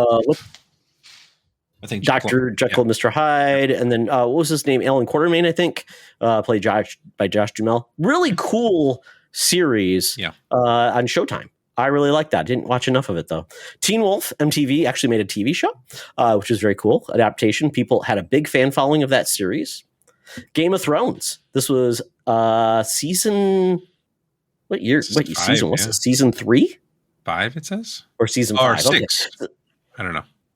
Yeah, so essentially, this is at the end of all of the George R. R. Martin actual content before they started making it up as they went along. But great moments. Shame with Cersei. A lot of cool moments. Arrow. This is talking about the CW. Holy cow! On fire, bringing superheroes to light. We got the Supergirl series. We got the Flash. Orphan Black. Holy cow. Yeah. This is a dark horse. Tatiana Maslany just talked about her in The Monkey. She's amazing in just a series about clones, Dolly the sheep, all those things that made us worry about cloning. Now I don't think we even worry about cloning. No. The Flash, I believe this was probably season 3 by this point. Still well beloved. Rick and Morty, a show that I finally came around to. Oh my God, this show does so many crazy things. The Council of Ricks is still one of my favorite things in the world. It's divisive, but I think it has its own place for love. Agent Carter, a show that Charlie loves. I thought it was okay, but it was a cool look at a character before we got Captain Carter. Mm-hmm. Sense8, a show by the Wachowskis. I believe it was promising, but disappointed a lot of people. I don't know. Didn't watch any of it, but I heard it was kind of a mixed bag. Jessica Jones, really cool story. I love that character in the MCU. I think Alias is one of the best comics that Marvel ever put out. It's really, really good if you like that character and want more of that with the Purple Man. Humans, another series I didn't watch. This is where streaming's really kicking in, and then we get a ton of shows. And lastly, Hannibal. This is a series I need to watch. Oh my God. Amazing. So good. Mads Mikkelsen. I heard it's great. And the fact that it aired on NBC, from what I understand, was crazy. I was so surprised this was on NBC. Like the stuff that they got away with, I was like, what? It felt like a Showtime show because of how violent it was, but it was so beautifully shot.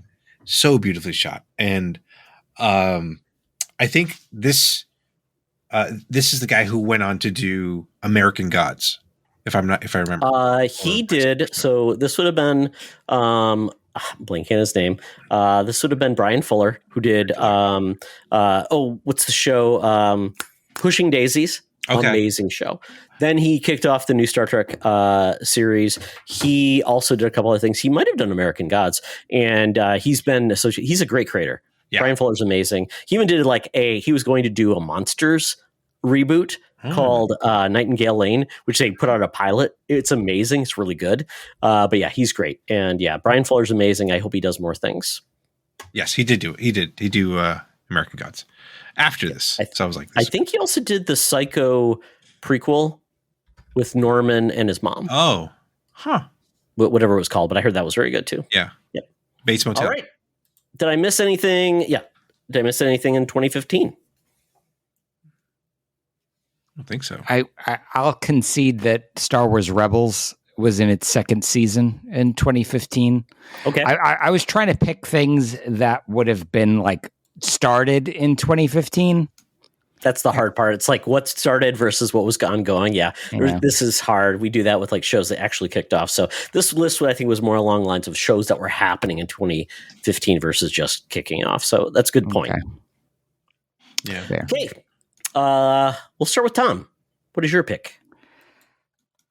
I'll be honest that looking at everything, going through your long list of stuff from 2015, outside of Daredevil, which I did watch at the time and I think was really good, I didn't really watch any of the rest of those shows. So hard for me to weigh in and say anything positive in that respect. But I did have pretty strong feelings again about 2005. So I'm going to give it to 2005 just on the grounds of that. Okay. Chris. Even though I really enjoyed Hannibal and Jessica Jones and Daredevil and The Flash, all the WB shows were kind of kicking on all cylinders there.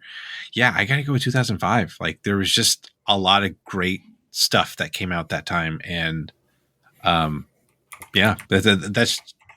I just can't think of anything else because 2005 was just so formative for me, in terms of geekiness and stuff like that. So it was and yet you betrayed me on the movies. Hey, I'm just saying it's my choice. All right, my vote, my choice. Chris is his own man, Tom. Chris is his own man. Yeah, he's beholden to no one. See, I'm glad loyalty. he's beginning to see reason here. Yeah. I hope you do too. Well, I hate to say it, gentlemen, we are all aligned. Okay. 2005 with Supernatural and Avatar. To me, that is just such a formative year of such amazing content that went on for so long and still exists. So we're 2005. Thank you for your great TV. Considering how much content we got in 2015, it's always quality over content or quality over quantity. So let's get into our last category. This one's a little more difficult because, there's individual series that were still awesome that year, but these lists were harder to really go through. I was reading comics in 2005, also 2015. I'm still reading today. So let's go to 2005 and let's see if we got the ones that are there. If there's any that you think of that this doesn't cover, let me know. So we start with, on this list, this is from Signal Bleed, which I don't know if they still exist, if this is just an old website. Fell by Warren Ellis and Ben Templesmith. Great creators, series I don't know anything about.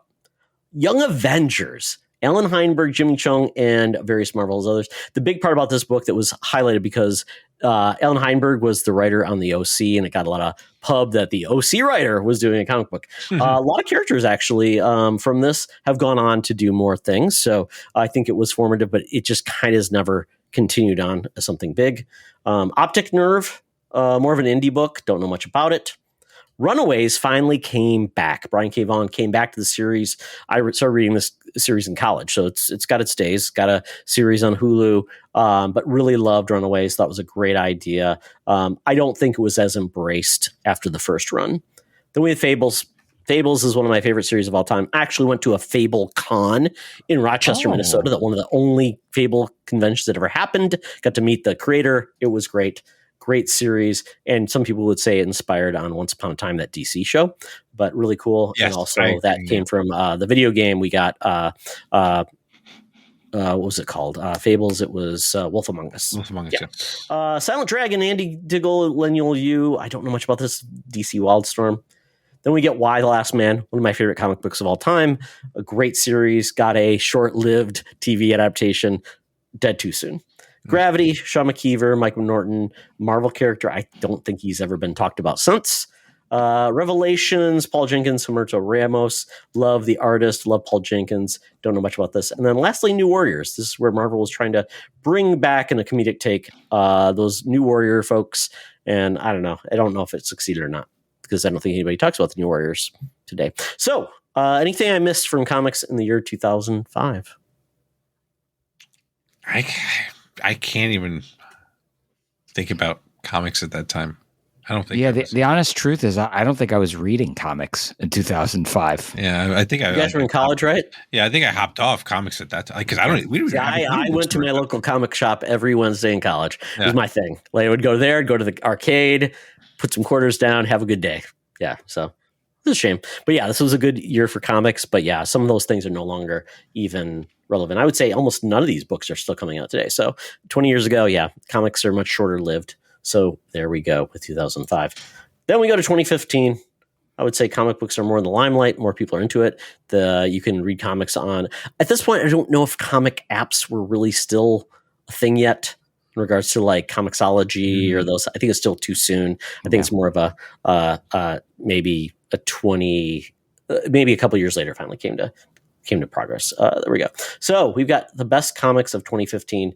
Batgirl. This is a great run. Brendan Fletcher, Cameron Stewart, really cool, great iconic look. Chew, a fantastic comic book. Yes. Love this book about a guy who has the ability to eat any food and tell you where it came from. That's good and bad. Well, how it died.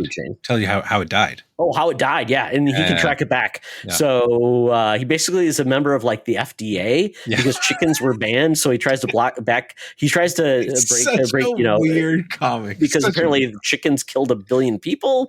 But that kind of it leads you down a dark path. I love that book. So good. Witch Hunter, 1602 Witch Hunter, Angela. Basically, this is the Marvel series 1602, where it took place in like that old time, but brought in Neil Gaiman's Witch Hunter, Angela, which is just a weird character. Mm-hmm. Saga, another great book by, we've got Brian K. Vaughan, amazing writer, who rarely fails, always does good stuff. And this series is still ongoing. I'm well behind on it, but I really love the story. It's basically Romeo and Juliet with magic and science in the future. Civil War. This is a huge part of Marvel. When it came, obviously we had the movies, but basically this is basically a gap between Cap and Iron Man and the Registration Act and all that fun stuff. Bloodshot, cool character from Valiant, but a lot of people really don't know anything about Bloodshot except that Vin Diesel made a movie with Bloodshot. Yeah, he tried, failed. Manifest Destiny, know nothing about this book. Miss Marvel, great character, great series. One of the best new additions to the Marvel Universe. Omega Man, I believe I read an issue of Omega Man. Didn't really stand out, didn't do much, but I would say one of the last books on this book is Vision. This is a great take on Vision, where we got with Scarlet Witch, the MCU series, basically Vision tries to create a family of other visions, and it goes awry. Tom King wrote this. Tom King has become one of the best writers in comics. We got the Batman series by Scott Snyder. This is a pivotal run for DC at the time. It was amazing with Greg Capullo. Had really invented, I would say the Court of Owls is probably the biggest output of the series. Amazing. Deadly Class, kind of a cool take on assassins. Actually was a short-lived TV series as well in sci-fi. Oh.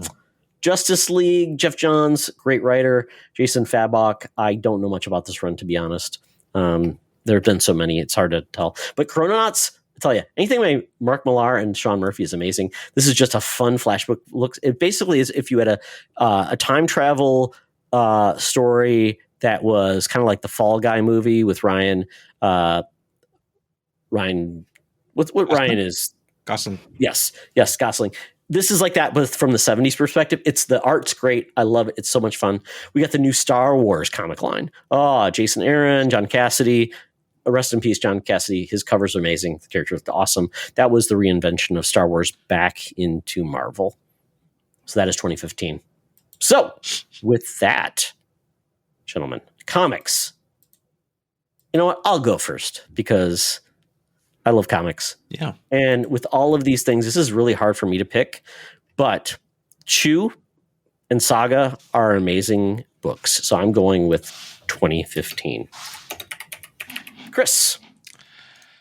I have to double check one thing though, before I put in my vote. But yeah, I think I am with you. That 2015 definitely had the better comics.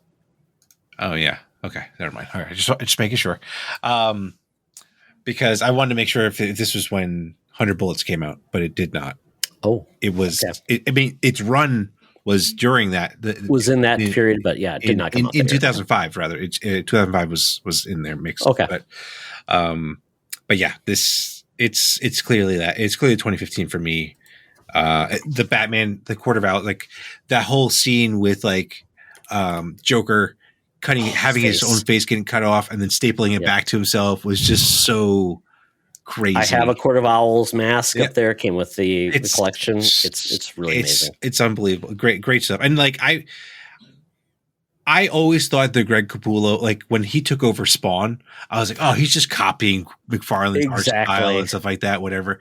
But he really like came into his own style, I think, with this. I mean, of course, it's like in the later runs of Spawn, he's gotten like his own kind of look and feel, but like I think he just did fantastic with Batman, and I was really blown away by that whole run.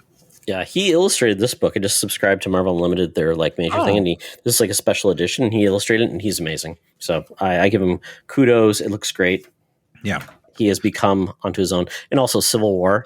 I mean, talk about something that was pivotal, big part of Marvel. That was a huge event. Absolutely. So Marvel was finally coming to its own as title with its events. All right, Tom, final say. Yeah. Really, like I was struggling to find some stuff from 2005 that I would tip it that way. But for me, it's definitely got to be 2015. I was really upset when they took the Star Wars license away from Dark Horse and handed it back to Marvel. It created a scenario where a lot of books I was reading got canceled prematurely. But the ultimate consequence is some really excellent books on the Star Wars front. And again, this IDW Turtles that I love so much began a few years earlier and was really hitting its stride in 2015. So, yeah, it's going to be 2015 for me as well. Okay, I'm going to break this down. For movies, 2015 is the winner. For TV, 2005 is the winner. In comics, 2015 is the winner. And that breaks us down to our final numbers. 2005 comes in with 4 points. 2015, 5. 2015 is the winner. I don't know if we would have guessed that. I was leaning towards 2015, I'll be honest. But it still feels wrong to me. You have to go back to the Academy on that one, Tom. I'll give you their number. Two-thirds of my votes. 999. Yes. Madam Web maybe didn't influence them. So after your dinner, we'll see how it goes. Yeah. If you asked Tom, it was 2005. So Tom with a dissent. Oh yeah, because both my movies and my TVs say 2005. That's true. I was I went only. Yeah, I think you were the only one to vote 2005 anywhere else outside of those. So yeah, it was kind of a landslide, unfortunately. Not really 4-5. So what am I saying? It was close, but no cigar. So with that, we are done with the show. This has been so much fun, gentlemen. I think we had a blast. We solved a mystery. We made a claim. If you disagree with us, let us know. We'd love to talk it out. But with that, I want to say thank you to both Chris, Tom. It's been too much fun. Chris, it's been great to have you back on. And Tom, it's been too long. So we'd love to, have you on one of our other shows or have you back onto Co-op Mode with Chris so we can talk about the fun things in video games. So with that, Tom, where can people find you around the interwebs? Oh man, let's not have Tom do it. Chris, who is our professional here, will handle this. Yeah, you can't find Tom anywhere on the internet. That's basically what he's trying to say. But it's on MySpace, I think. It may be on MySpace, if that's still around. But yeah, so you can find us doing our show, 1 Hour, One Decision, on all podcast platforms. We're on YouTube. We do our streams. We have a link tree, and we're on Twitter and Blue Sky and all that stuff. But I honestly, it's just too much noise. I'm just not really doing too much there. But if you do want to say hello there, I mean, I'll respond. It's just I generally just don't try to interact over there. But yeah,